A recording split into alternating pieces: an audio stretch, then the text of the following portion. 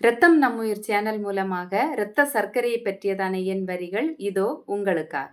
கட்டிடம் என்னும் சுவற்றை எழுப்பும் செங்கற்களை உறுதிப்படுத்த மணல், நீர், சிமெண்ட் எவ்வளவு முக்கியமோ அதுபோல் உடல் என்னும் சுவற்றை கட்டும் ஒவ்வொரு செல்லிற்கும் கார்போஹைட்ரேட், புரோட்டீன், லிப்பிட்ஸ் ஆகிய உயிர் சத்துக்கள் ரொம்ப ரொம்ப முக்கியம்.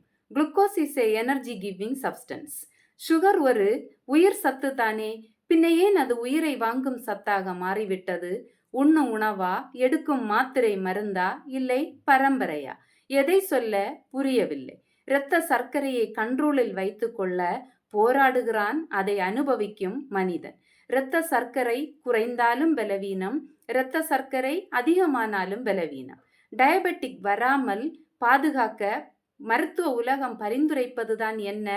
உடற்பயிற்சி, லோ கலோரி ஃபுட் அண்ட் உடல் உழைப்பு, இவைகளைத்தான் மருத்துவ உலகம் பரிந்துரைக்கிறது.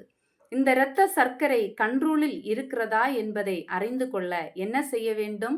HbA1c டெஸ்டை 3 மாதத்திற்கு ஒரு முறை பரிசோதனை பண்ண வேண்டும்.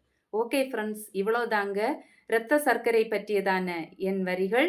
இந்த வரிகள் உங்களுக்கு பிடிச்சிருந்துன்னா லைக் பண்ணுங்க, ஷேர் பண்ணுங்க, சப்ஸ்கிரைப் பண்ணுங்க. மீண்டும் இப்படிப்பட்ட வரிகளுக்கு இணைந்திருங்கள் ரத்தம் நம் உயிர் சேனலோடு. Okay, by.